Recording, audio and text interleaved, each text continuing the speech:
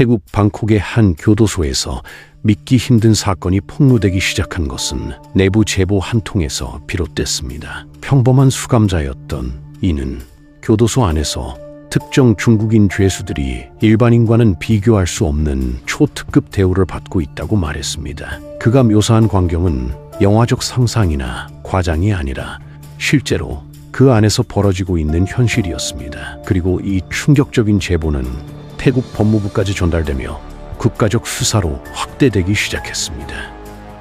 당국은 즉시 방콕 교도소를 대상으로 여러 차례 불시 단속을 진행했습니다. 그러나 처음에는 겉으로 보이는 문제점이 거의 없었고 수감자들은 평소와 다름없는 생활을 하고 있는 듯 보였습니다. 하지만 조사팀은 반복되는 제보와 일치하는 단서를 찾기 위해 교도소 구석구석을 살폈고 결국 지상에서는 확인할 수 없는 지하의 비밀 구역이 존재한다는 새로운 정황을 포착했습니다.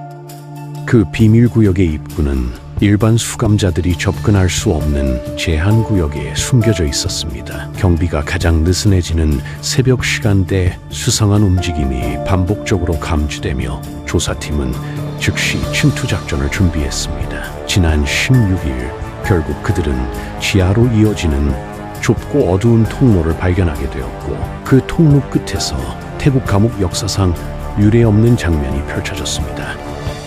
지하 공간에는 일반 교도소 시설에서는 볼 수 없는 고급 조명이 설치되어 있었습니다. 마치 고급 호텔 스위트룸에 가까운 분위기였으며 곳곳에는 값비싼 가구와 전자제품이 가득했습니다. 가장 충격적이었던 것은 해당 공간에 모델로 보이는 중국인 여성 2명이 서 있었다는 사실입니다. 그 옆에는 중국인 거물급 수감자 2명이 명백한 사적 활동을 하는 모습이 적발됐습니다.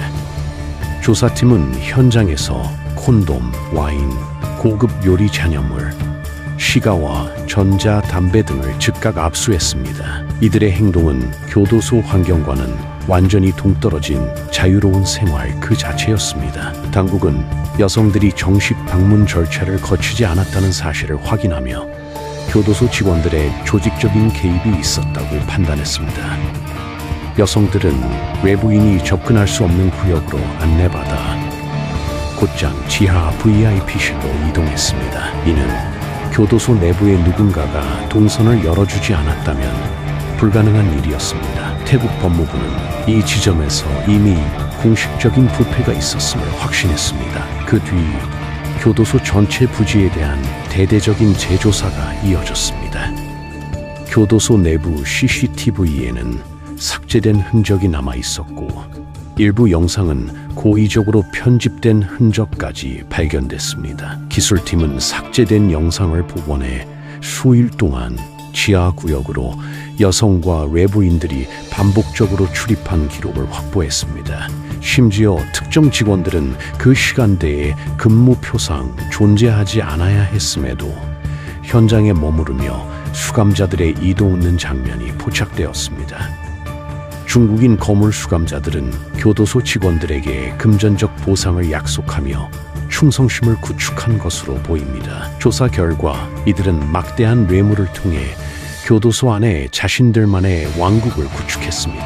해당 구역에는 고급 침구류, 에어컨, 전자레인지, 커피포트 등 일반적인 수감 생활과는 거리가 먼 물품들이 다수 발견되었습니다.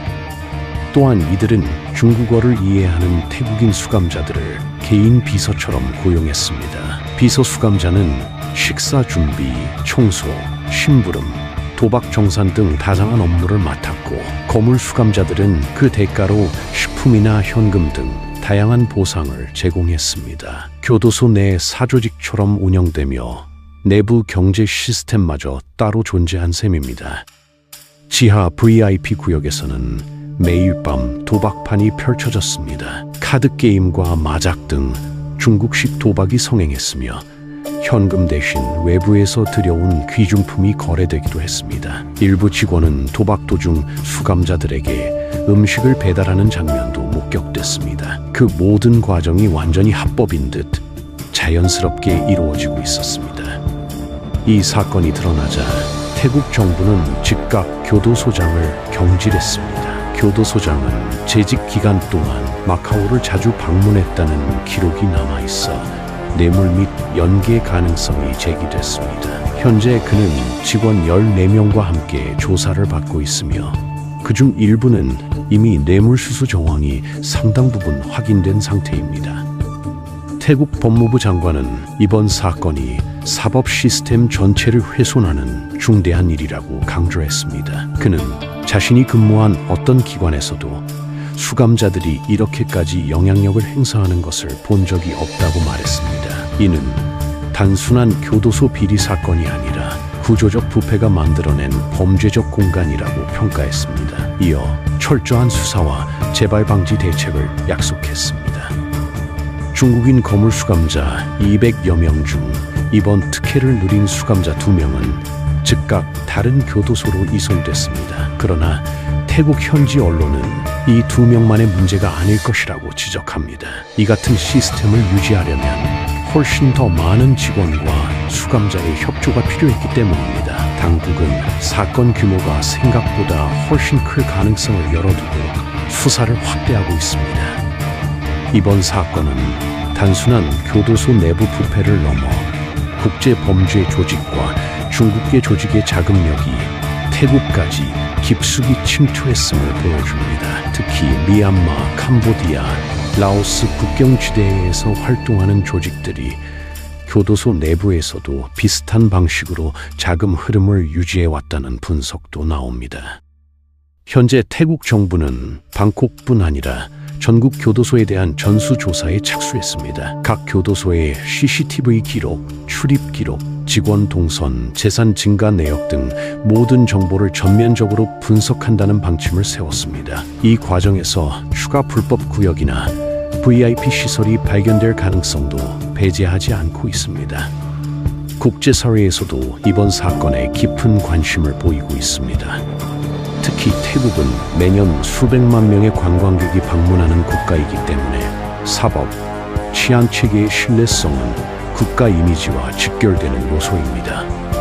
따라서 이번 사건은 태국 정부에 큰 부담으로 작용하고 있습니다.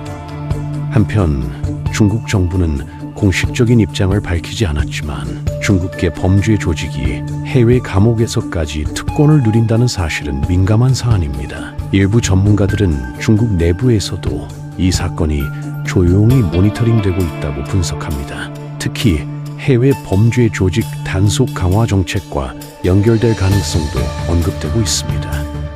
현재까지 드러난 사실만으로도 이번 사건은 태국 교도소 역사상 가장 큰 스캔들로 기록되고 있습니다. 단순한 부패를 넘어 범죄 조직이 감옥을 안전한 아지트처럼 활용했다는 점에서 거대한 충격을 줍니다. 수사 결과에 따라 더 많은 인물들이 연루될 수 있으며 태국 사법 체계 전반의 개혁 논쟁을 촉발할 것으로 보입니다.